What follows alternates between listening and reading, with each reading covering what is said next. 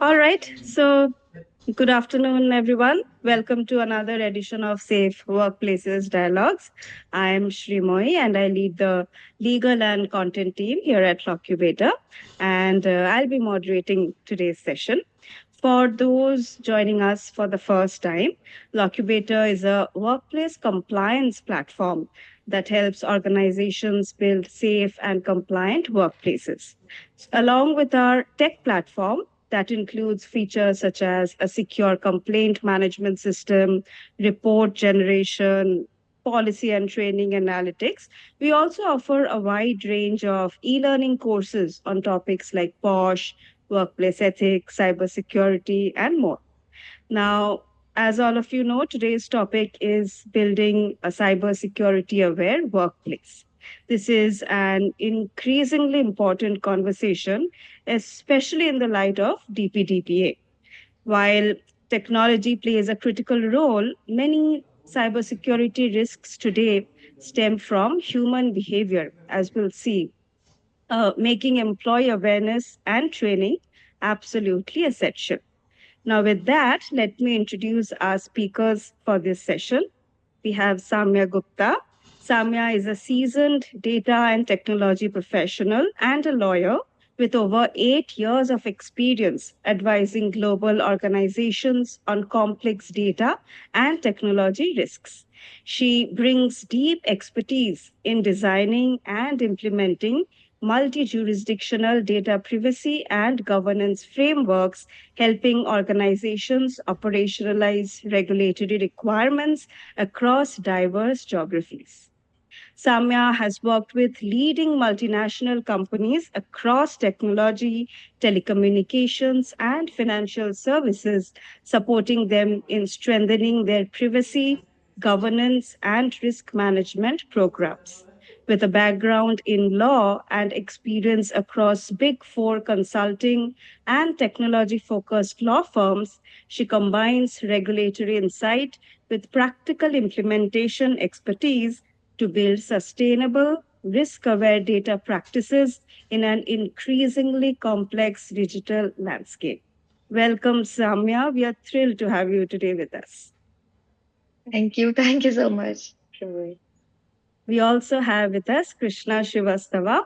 Krishna is a founder at Dutient.ai, a next generation technological solutions organization built on the belief that solutions must be AI native, yet people first.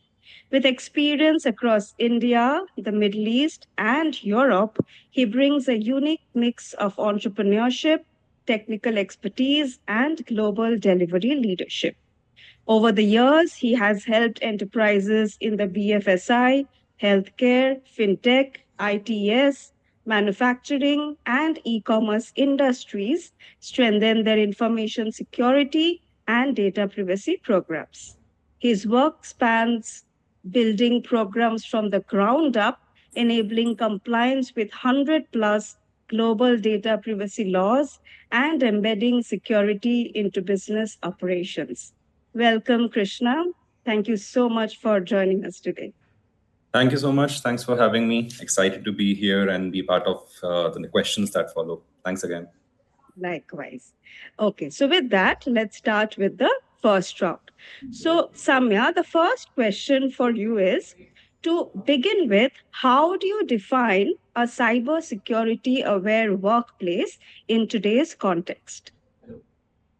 So I would say a workplace where the employees are cautious and they are aware of how they need to handle data, and that includes in company information like any critical information to the company, trade secrets, or personal data of their customer, employees, etc. If they know how to handle it, if they are also able to identify potential threats that there are in today's times, potential cyber threats that there are, if they're able to identify those, and also of course proactively adopt secure practices into their day-to-day working, where basically a cybersecurity aware workplace would be where the workforces can identify and mitigate potential cyber risks for your organization and for themselves as well. Absolutely. Very crisp. Thanks for that answer, Samya. So, Krishna, the next question for you is, how do you see the role of employee awareness in an organization's overall cybersecurity posture and cyber risk management? Absolutely. I think when you look at the number of cyber attacks and the kind of cyber attacks that happen across the globe, phishing or employee related attacks are the most common ones. It's usually an employee that clicks on a link that they're not supposed to, or an employee that potentially integrates or onboards an AI based platform that they are not aware in terms of the risks that it poses to the organization. So about close to 40% of attacks that typically happen, phishing is one of the best ways to get into any company's network today. Despite state of the art endpoint security platforms, state of the art email security platforms, a simple email is something that definitely organizations should be very, very aware of, because they are also one of the key entry points for malicious actors. And how we also measure employee awareness is, of course, as Samya mentioned, they need to be able to identify potential threats. And typically, attacking simulations are something that really helps you with that. So if you can have a phishing simulation, if you can have a simulation where someone tries to impersonate someone in the organization, potentially someone from the leadership, maybe either a CEO or a CFO, right? And we see those emails a lot. Even in my organization today, despite having all the right kind of technologies in place, we see emails that typically try to impersonate someone like me, asks a new joinee to maybe send some amount over to this particular account. And I think one of the key things that we do in our simulations is that we judge the percentage of people who click on the link. We look at the number of people who click and actually engage with those web applications or URL. And based on that data, we also craft our awareness programs. Right? For example, if we notice that one particular department is clicking too many Amazon vouchers which are not meant for them, then naturally the focus goes on to educating that department than any other department. Even despite us being a cybersecurity or a data privacy company, we notice that a lot of these emails still get through. A lot of these filtering don't work as of today. And with AI coming into place and Gen AI becoming a norm these days, it's easier to craft emails as well. Because earlier it was easy for you to identify grammatical mistakes or maybe some issues in the email body, and it is easier to identify a malicious mail. But today, with Gen AI in place, attackers have gotten smarter. Attackers from foreign countries who may not have the right kind of English speaking skills can craft really beautiful emails. So that, and malicious actors always are the first ones to adopt technologies faster. So we have to be wary of it. We have to make sure that particular department or business functions get the awareness that they deserve. Because it's usually one person who clicks on a link that goes against the very notion of how a cybersecurity posture looks like. So those are my 2 cents on that. Absolutely. In fact, you won't believe today itself, coincidentally, we got a message, like one of our ex colleagues got a message from our CEO who sits in Canada, the founder, regarding some message and acceptance. It's a fake message, obviously. And today itself, there was a team announcement that please be aware that our founder is being somehow his system has got hacked or something. So it's so common these days. So we are right on track, and that sets the foundation well. Let's now look at what the law expects organizations to do in this space. So, Samya, what are the key legal obligations Indian organizations must comply with when it comes to data privacy?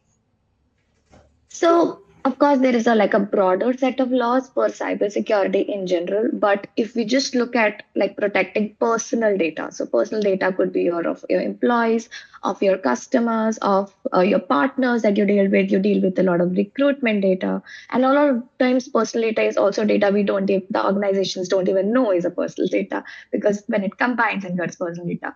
So for personal data and that aspect, we of course now have the DPDP that you very much mentioned in the beginning. So we have the Digital Personal Data Protection Act now, and which has been which is to be implemented. So almost there, but the final deadline is by May next year. And so I think the DPDP comes into picture. For that is a major form of compliance when it comes to data privacy, and it requires organizations to process data lawfully. Like you need to collect consent or some other ground should be there whenever you're processing or collecting personal data. You need to ensure that the purposes for which you had collected data or for which you had obtained consent is limited to that, and you do not exceed the purpose for which you had collected data. And it also requires you to have reasonable security safeguards. Now, what is reasonable? That is upon, like, you need to put in the right measures. There are also requirements on data breach notification. So within 72 hours, if there is any kind of breach, an organization needs to identify. So from the time you identify it to 74 hours, you need to notify to the regulatory, and also in certain cases to the individuals whose data has been lost, which is a big requirement in itself. And then in addition to DPDPA, there are some like sectoral regulations for banking sector or telecom sector.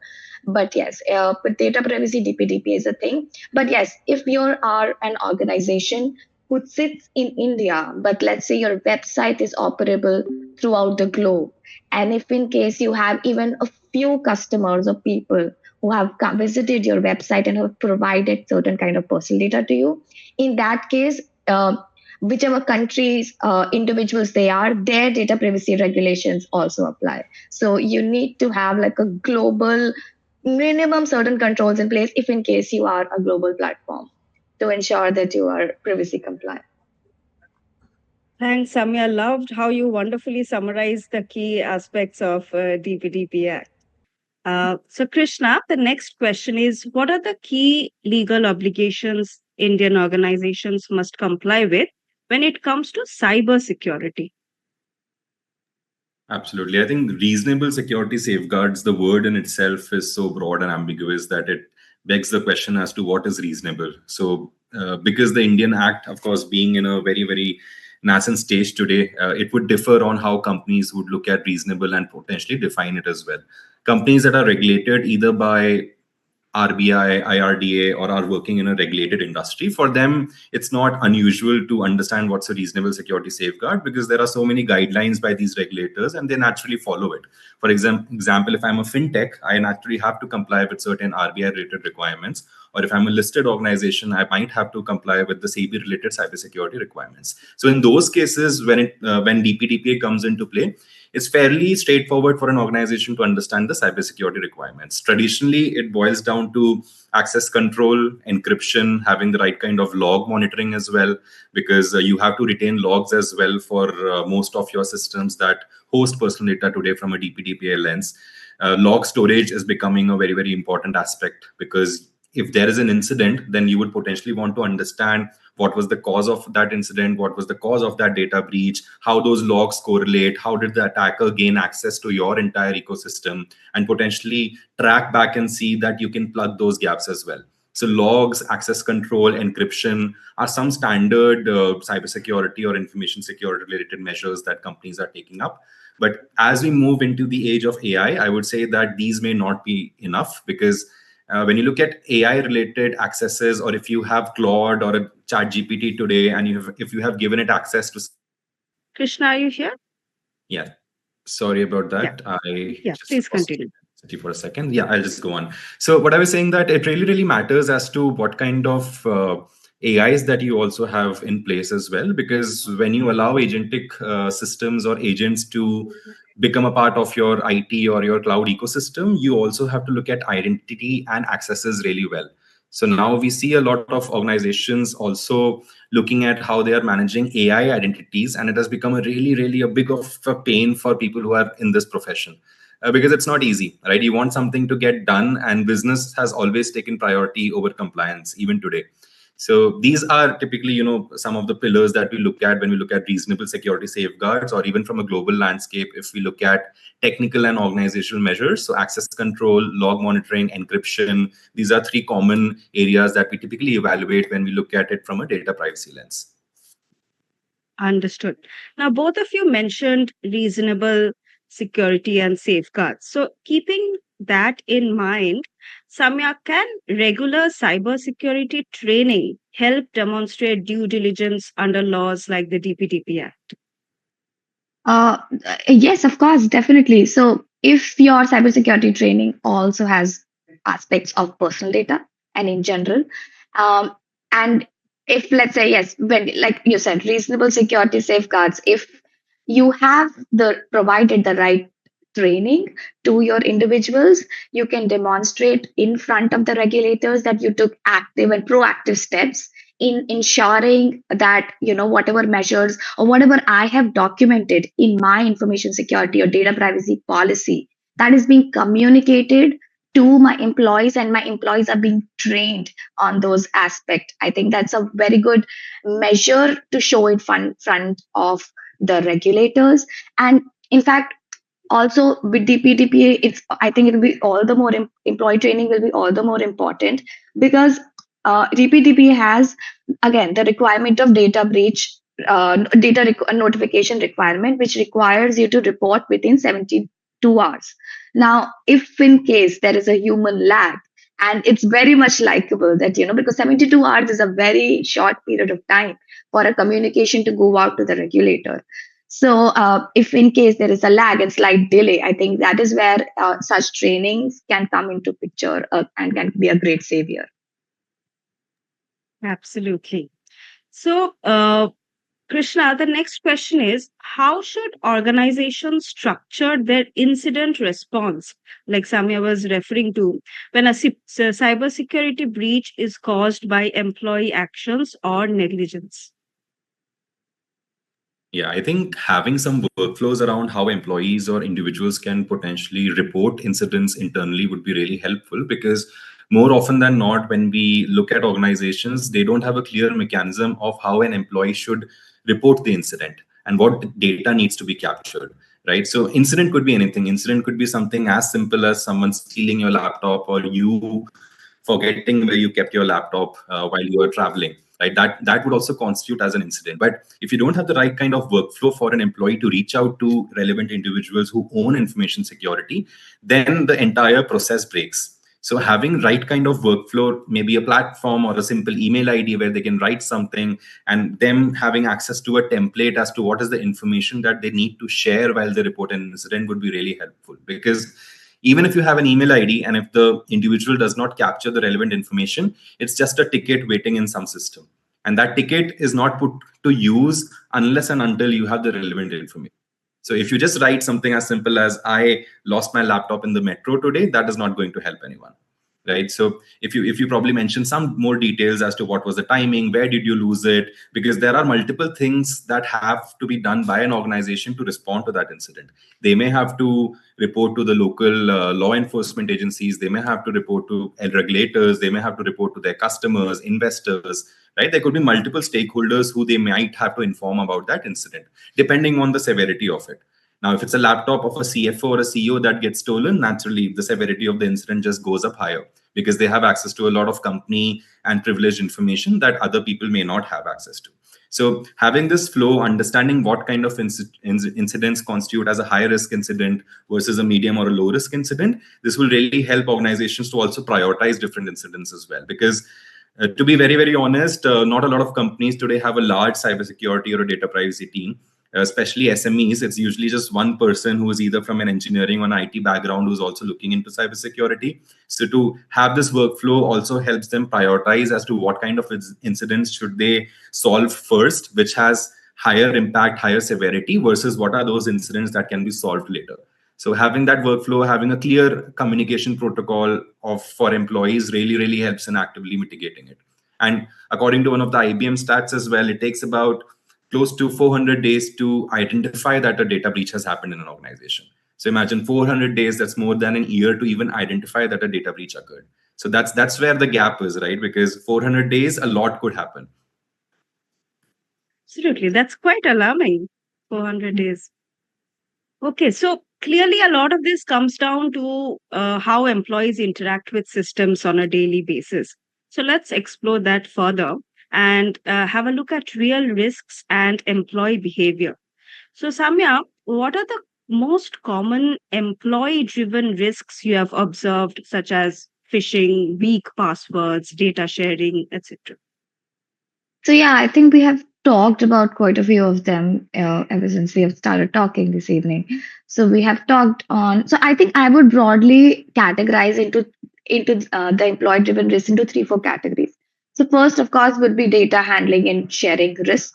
So, which includes that how your employee is basically dealing with that particular data. So, let's say if it's an employee, a recruiter, let's say, or an HR professional, and the personal is dealing with an Excel file which contains data and information of various employees, their address, phone numbers, salary details, whatever. Now, she or he should be made aware or should be cautious that that Excel file should only reach the amount of people it is required to reach. And if it is only very strictly necessary, only in those cases that particular Excel should be shared. So, this kind of sensitivity as to what kind of data I am dealing with. If it's a pricing data of a company, you need to deal with it with different kind of sensitivity. So those kind of data handling and sharing sensitivity, also not sharing it with the third, like any kind of company related data. And so one would be that category. Second, I think would be credential and access related risk. So let's say like my password getting, compromised because someone impersonated me, telling I'm your manager, or someone from the IT calling you, and I reveal my credentials, or my password was very generic. It was just 1 2 3 4 5 6 7 8, and so someone was get into my system, and because of which into my organization system. So I think credential and access related risk would be another. And then I think malicious activity in general, the phishing and any kind of social engineering, where it's just, falls in, phishing is a broad category, but, it's broader than emails. So any kind of impersonation, AI driven scams. So all of that. And then take a bit of fourth would be a bit of technology misuse, like what kind of Wi-Fi you are using. So let's say if I was on the railway station and I used the railway station public Wi-Fi, that those have very low network protection, and someone got into the company infrastructure from there. So I think that would be the fourth category. But yes, I think in general, it's all about how employees are interacting with the data, and with the system in which the data is, and how they're trusting and what they're trusting. Absolutely. Thanks for sharing those um, common employee-driven risks. Um, so Krishna, we have briefly touched upon this, but still, I would ask, how can AI help in identifying and reducing these risks proactively?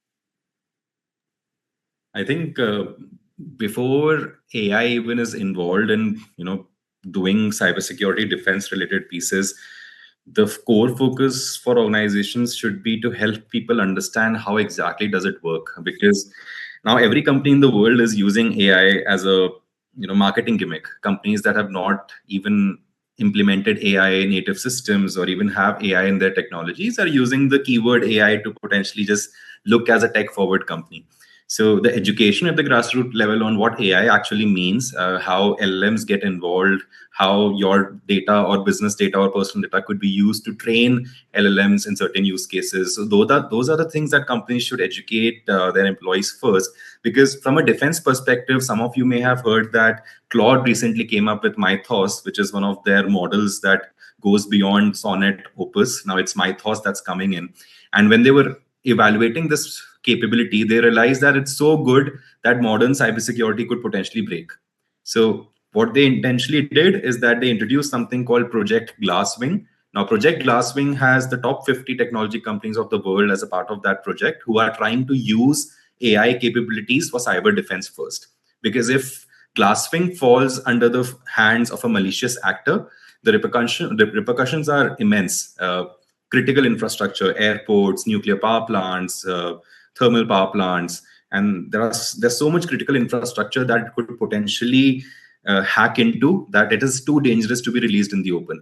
So AI, of course, in itself should be first used for cyber defense instead of cyber attack. And malicious actors, as soon as they get their hold of this capability, either from GPT 5.4 cyber or maybe Claude Mythos, they will naturally try and exploit it. Because cyber hacking, or hacking as an industry, right, or malicious hackers as an industry, is a billion-dollar industry. It's a multi-billion-dollar industry, and with something like this becoming available to them, there is no limit to what they could potentially do. So this particular model, the Claude Mythos that I'm speaking about, it identified a vulnerability in OpenBSD. So OpenBSD is one of the most secure, or one of the secure versions of operating systems that exist today, and it identified a vulnerability that existed since the last 27 odd years. So that is the capability of what AI could potentially bring onto the table when you are looking at it from a cyber attack perspective, which is why this project Glasswing and the thought behind it of only introducing it for cyber defense is something that we should do. Because if you leave it out in the open, malicious actors will leverage it, and of course will cause havoc across the globe. Wow. It's an amazingly, I mean, the evolution is amazing. I mean, it's hard to keep up. That's true. That's why I have too many sleepless nights these days. I can understand. So, building up on that, Samya, what are the new risks that employees should be aware of today that weren't a major concern 2 to 3 years ago?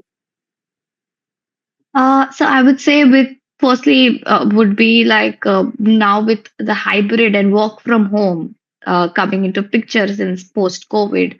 So I think home network vulnerabilities, like on what network we are working at home, and basic protocols and secure practices that we need to take into account while working from home. So when your employees used to work from office, that was never a concern. But now that we are working from home, our internet or routers at home might not be that secure. For instance, 50% of the people have 1 2 3 4 7 8 5 6 7 8 as their default passwords, or just password as password. So those kind of things leads to, a very easy gateway for malicious actors. So one would be that. Then, of course, being aware of the AI-driven risk that we have talked about, like deep fakes and someone impersonating you. So always make sure that you do not reveal any such credentials over a call or over email till the time you're 100% not sure. In fact, don't reveal your credentials at any given point, even not to your IT. That is the basic, protocol that the employees must be aware of. And then, of course, like shadow AI data leaks, like so with a lot of AI coming in, so a lot of times everyone is of us is getting lazy. Now all of us want our emails to be drafted by an AI. Our meeting notes audio can be summarized, and meeting minutes of meeting can come in. So a lot of times what we do is that we go on the internet, look at the first, second, third options that are available to us, and we use those AIs to sum up. Like basically, AI is available on the internet to do these work for us, and a lot of times these AI models are being used to further train AI models. So this minute you put any information on those AIs, that information becomes a public information, which was supposed to be a company restricted information. So I think that those kinds of again, AI enabled threats only, what are we talking about?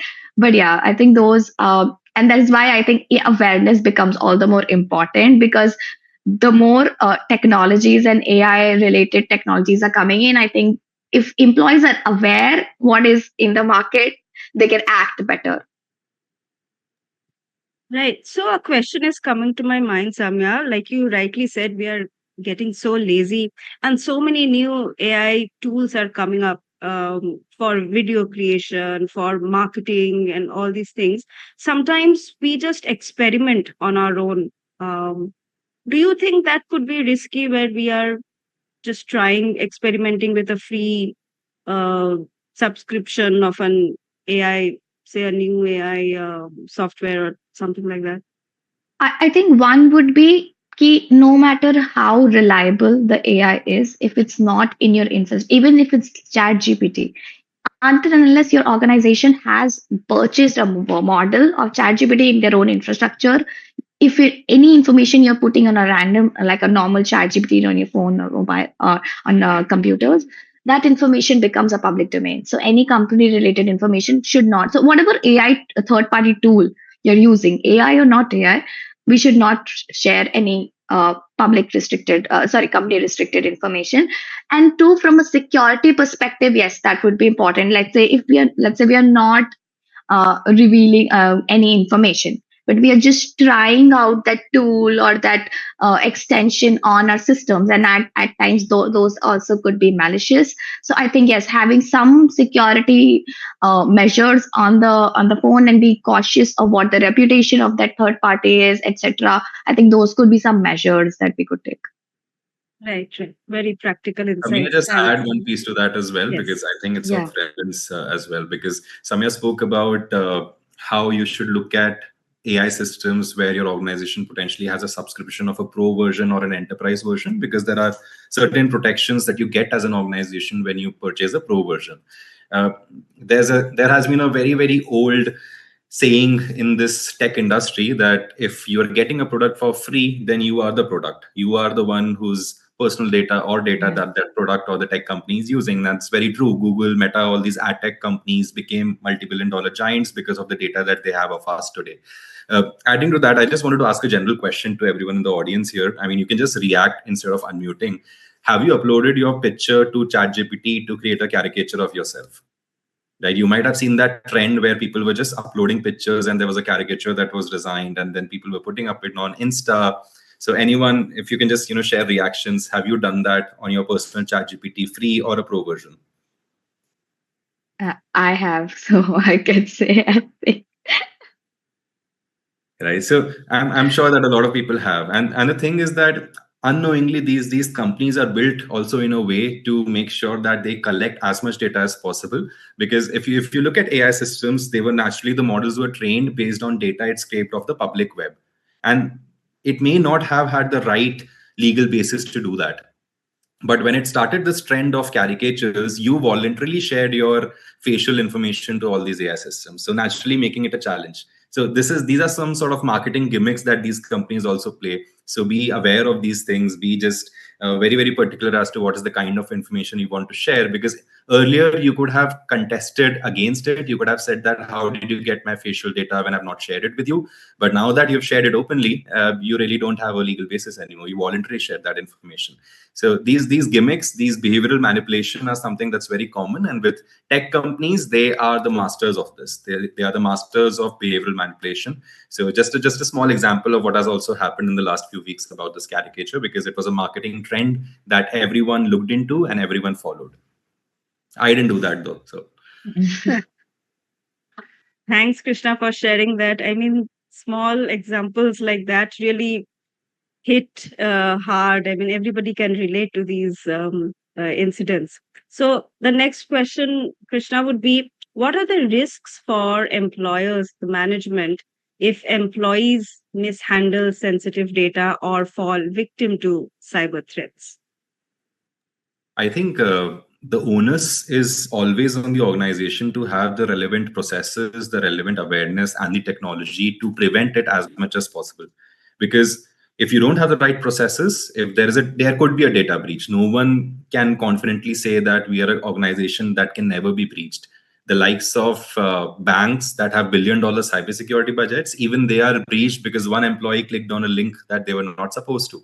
In those cases, I think, of course, the onus always is on the organization to have the right things in place, because apart from regulatory fines or apart from the contract violations that may also trigger, because if you're a B2B service provider and there's a data breach in your environment, and if you don't notify your customers in time, it also triggers a lot of contractual violations that may also happen at your end.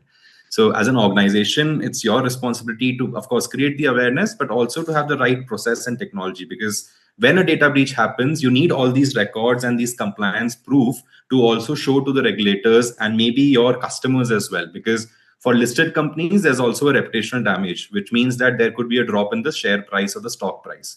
So you have to keep these compliance records so that you can keep the trust between you as an organization and the customers. And if you have all these relevant measures in place, then at least the impact of that data breach is minimized. If you follow the right processes, if you do everything by the book, the impact of that data breach would be reduced. But at the same time, regulators would also be happy that as an organization, you took the relevant measures, right? Because again, if something such as your Claude Mythos becomes available to a malicious actor, then companies or smaller companies will not be fast enough to plug those vulnerabilities. And naturally, they would fall as a victim to these cyber attacks. But as long as they take some measures, they have right processes in place, at least they can demonstrate compliance. It's always about demonstrating compliance. And if someone comes and tells you tomorrow that I'll get you 100% compliant, you know that they're lying to you. That doesn't exist. Right? It's always, you have to create a process to demonstrate reasonable compliance. I have a follow-up question, Krishna. Do you expect to see visible changes post May 2027 once DPDP Act is enforced? Right. I think as a community, we are also equally responsible to create noise around it, because the ministry has been silent for some time now. It's been a while since we heard of some news or a statement from a ministry official. But as a community, I think we should hold companies accountable, companies that are not following the right data privacy practices. I can assure you, majority of companies in India do not follow them. You can just go to their website, read their privacy notice, and you would understand that it's either AI generated, or it's either a policy that doesn't reflect the kind of processing they do. And another simple way is to just look at cookie consent. If there are cookies that are placed and cookie consent implementation is incorrect, that's one way to know that a company may not have all the right privacy processes in place, especially for B2C organizations, right? Because they collect a lot of your data. They may have 100 or plus cookies that they would potentially put on your browser, and they would track everything from your cursor movement to the other browsers or to the other websites that you're visiting, create a user persona, send you targeted advertisements. So if you go for a jog and I collect that data from you, then I might send you yoga ads, or I might send you protein ads. So that's the kind of behavioral manipulation that happens. So from May 27, I think there's a huge journey before that, where we have to make sure that companies are held accountable, because even today in India, everyone is saying that once the board is created, or once we reach the May 2027 timeline, that is when they will start, because they know how it works in India, right? Things don't really get enforced as fast as it does in other countries. So some companies, of course, the larger ones have already taken a head start. They are working on it. They have already implemented platforms, tools, are evaluating methodologies. But SMBs, they are still yet to understand what it exactly transcribes to. So just an example there, I was speaking to this billion-dollar fintech organization the other day, and someone from their security team said that, are you compliant to DPDP? I said that we are, but we are not processing personal data of your customers, because that is not the kind of service we are providing to you. So they said that DPDPA has data localization requirements. So now DPDPA does not per se have data localization requirements, right? So that's not how it is put up. So there's that lack of awareness even in a billion-dollar fintech organization. So just to put things in perspective. But again, every company has its own journey, and it's also on us as a community to highlight and probably speak more about it, speak more about companies, because once you make them publicly accountable on a public flat platform, that's when things start happening fast. Right, right. I've also seen a lot of companies thinking that since they're GDPR compliant, they're also they have an edge. Maybe they do a little bit, but it's not the same, right? Yeah. Okay. So moving on, from what we have discussed so far, it boils down to, it seems that awareness is clearly at the core of reducing these risks. So the next question is how organizations can actually build that awareness effectively. So, Samya, what should organizations include in their cybersecurity awareness program to stay compliant?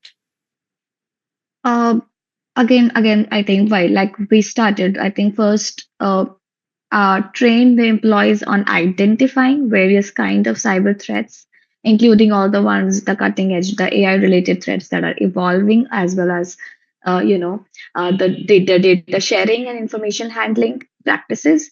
That would be second. Then every team has its own struggles when it comes to, or like niche requirements when it comes to their role. So a customer sales personnel sitting and speaking on customer calls needs to be trained a few angles respective to their particular role, and HR needs to be trained on some angles on how recruiter should behave, etc. there.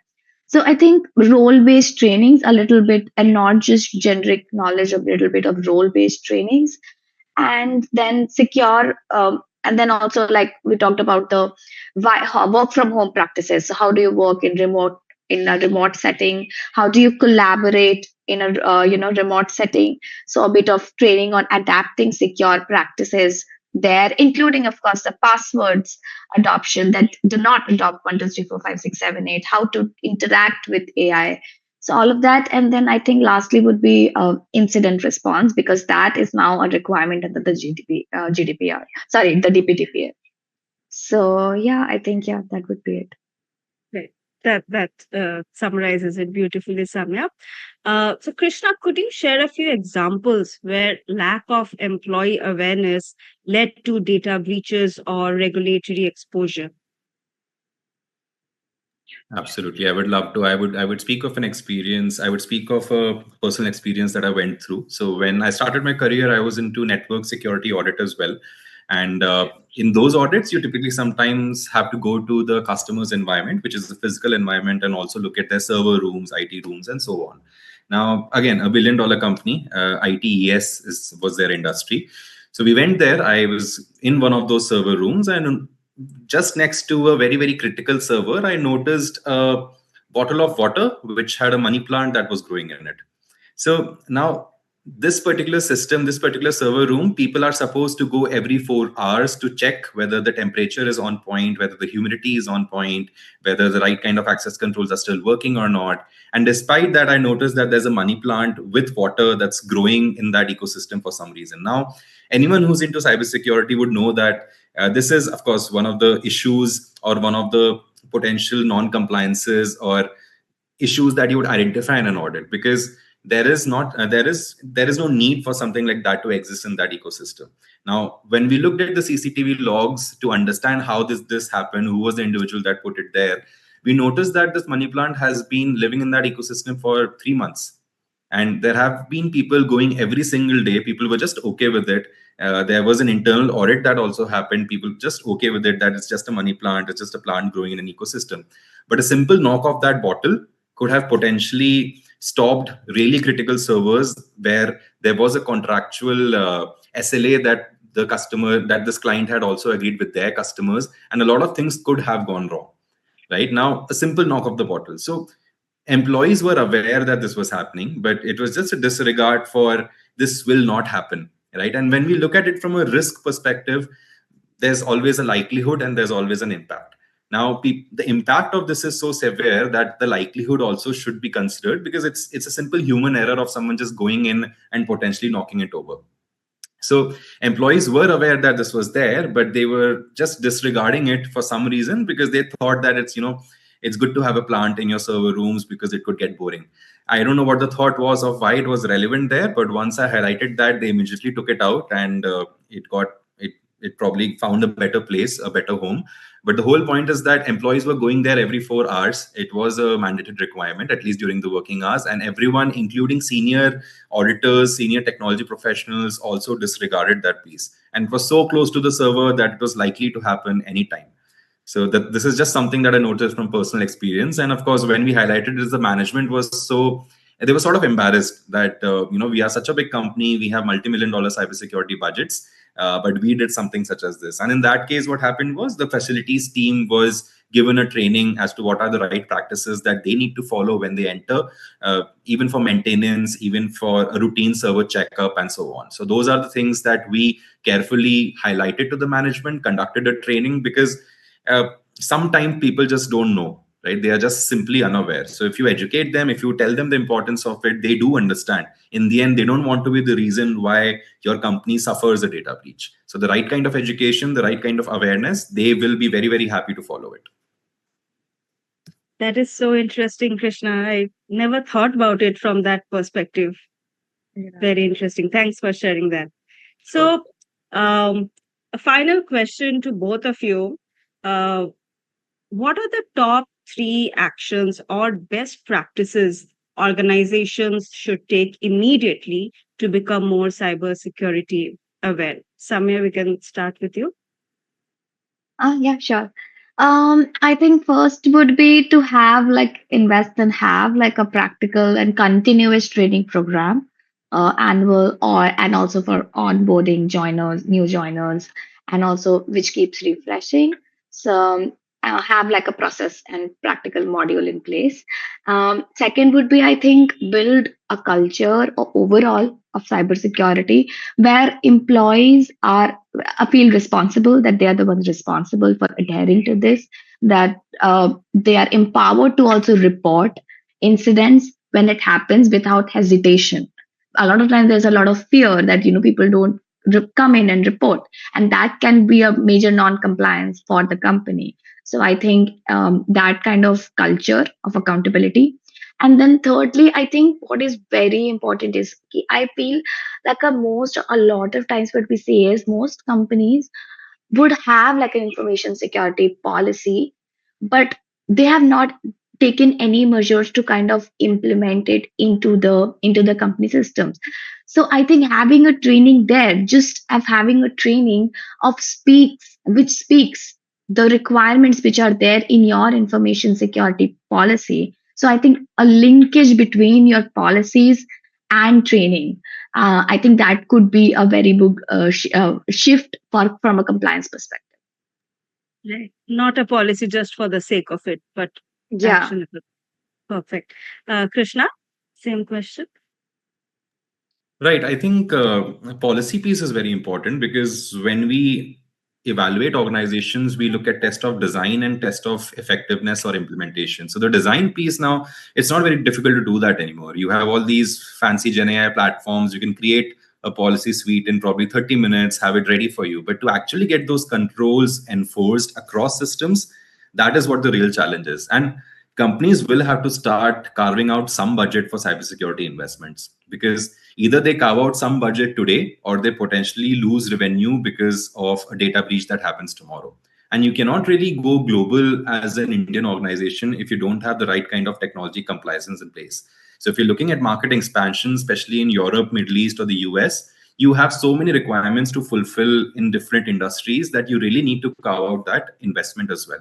Better to do it today than later, because as we see, you might be able to create workflows using Gen AI, Claude Code, and all these systems, but having those cybersecurity backbone, the major engineering cybersecurity related softwares, that's really important for you to at least protect your base systems. So in Indian companies, also have this habit of leasing laptops. It's okay, it's completely fine to lease laptops, but more often than not, I also notice companies that have a pirated Windows.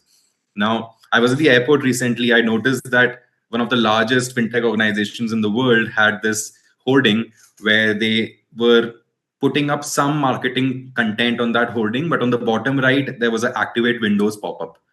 Now, what happens is that they are using a pirated version of Windows, and it reflects poorly on them as well, because they are supposed to be the protectors of the entire fintech ecosystem. And then this one hoarding that millions of people are looking at every day in the airport has an activate Windows. So it borderline, of course, falls under the attack surface area or the surface area of systems that this company owns. They might always claim that we don't own this hoarding, it's a third party, but it's their responsibility. So you can't shy away from responsibility if you have a vendor, because it always boils down to you as an organization as to how do you want your brand to be represented in the market. So carve out a cybersecurity budget, if not too much, at least a basic cybersecurity budgets for your assets, such as your laptops or maybe your servers. If you're a SaaS offering, if you're a manufacturing industry, look at the kind of technology automations you're trying to do. At least have a layer of security over it. Maybe not the best in breed or defense in depth analogies, but at least layer one, so that you can protect yourself from viruses that have existed since the last 10 years. Old viruses that were found in 2007, 8, old malwares that were found in 2007, 8. At least have those basic level of cybersecurity processes in place. Right, right. Thanks for sharing the insights, Krishna and Samya. We now open the floor for audience questions. If you have any questions for Samya and Krishna, please drop them in the chat. Meanwhile, I also wanted to let you know that, at Lockubator, we are offering a dedicated cybersecurity e-learning course designed to help organizations build employee awareness in a practical and engaging way. In fact, this course has been vetted by Samya. If this is something you're looking to strengthen within your organizations, we would be happy to share more details. But let's see if we have some questions for our speakers. Anyone?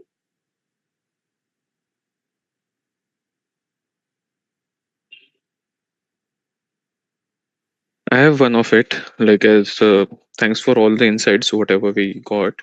I just want to think because now this world is moving with AI, and that's an requirement. As a developer, people things like we need it, and definitely we actually need it for some coding or making to move faster. It's important, but then how that can be controlled, or how what shall we do that it is used in a proper manner by the, because we if we say whatever we say, user training, user awareness, but still whatever you train or tell people, nobody is going to, once they feel like I have to upload and document and do it, they will do it on the chat gpt. And if you block the chat gpt, it's an again a problem for them to get in data. So only solution I think is an enterprise level of sort of things, and that is only any other thing which can be done, because if we purchase an enterprise level, it cost, which is not important for everyone, because most of them are used for just drafting the mails. Needs are not that much. What at level that can be used. So any comments on this would like to have. So, of course, like on the leadership level is where the main effort lies, that having some kind of with AI moving in, I think the nature of work for employees is going to change. So, if you're not providing technologies to your employees to use or leverage AI, that will not be the efficient way to go about it in the coming times. So, yes, of course, that is there on the enterprise level. I would say on employee level, what we can do is that we can draw some kind of guidance or draw a borderline for ourselves. Whenever we are using any AI, there is no harm in using AI if it's just to reduce your work. So if it is an email which does not contain any information about any project or any company related information, we should not go out. There's no harm in like using an email just to draft 4 lines which does not have any critical information. So I think that's where the line is. So if the information could be of value to the third party, to the AI, and or if could be a loss to your company, do not use the AI. I think that is where you can draw a line. Krishna, if you want to add anything. Yeah, rightly said. I just want to, before Krishna has his comment, I just like to say, because we are having an like we are leading a digital team over here in an organization. Now it's a task for us to make this AI as a guardrail, not a blocker for the teams. Because Yeah. if we block, it's a blocker for them, as you said. It's there. We are somehow stopping the development or slowing down it, and if you open it, it's a threat to the organization. So now we are on that balancing line. So I would just like to how or what other organizations are doing, because it's been used, right? It's not like, They yeah. use, I think, some of the different kind of AIs on different. I think there's a different pricing. I'm not sure about what developers, which is the most economical ones. But yes, I think with this growing in, there will be more market players as well, which will be providing company specific modules for at competitive pricing. But that is the way. If you're talking from a leadership perspective, that is way to go about it, that you purchase a version for your organization. Yeah, I think the most you could do is highlight this risk and then find a risk owner Yeah. within your organization, because there is a risk that people are uploading information on AI systems, which could be a Gen AI platform, which could be a coding assistant, such as maybe your Claude Code, or maybe something such as the GitLab IDE that came in, right? So there are too many coding assistants available today as well. So if you are someone who's responsible for this piece, highlight the risk to your management and try and tell them that who will take ownership for this risk, right? Because you have highlighted it, and it's up to your management or leadership to either accept the risk or put in a control that can mitigate the impact of the risk. So those are typically the options that you are left with. Now, if your leadership is okay with company information going out, but also AI helping productivity, then of course it's a risk that the leadership is okay with. But if they're not okay with, they will carve out a budget for you so that you can put in a control that can Yeah. mitigate or reduce the impact of this risk. Very, Yeah. very well said. I agree. Yes. Yeah. Yeah. Thank you. We have another question from Benedict.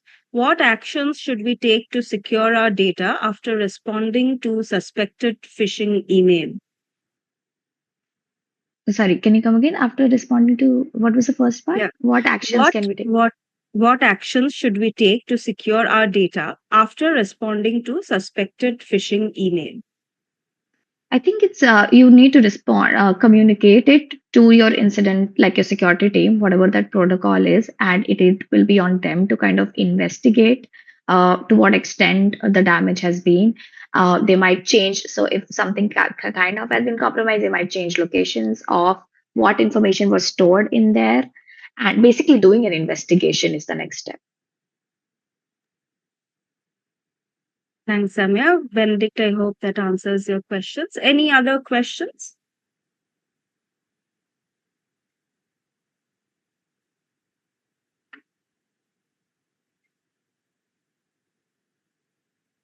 Okay. All right, then. Thank you so much, Samya and Krishna, for sharing such insightful and practical perspectives. This has been a very engaging discussion. I enjoyed it thoroughly. And it just shows that, cybersecurity, it's not just a technology issue, but a people and culture issue as well. And to everyone who joined us today, thank you for being part of this conversation. We hope this session gave you a clearer understanding of how employee awareness and training play a critical role in building a secure and compliant workplace. And we will be sharing the recording and the key takeaways. But thanks a lot, everyone, and have a great evening. Thank you, Shrimu. Thank you for having us. Thanks, everyone. Thank you for having Pleasure. us. Bye. Yeah, bye bye. Thank you. Thank you. Thank you all. Yeah. Bye. Thank you all. Thank you. Thank you.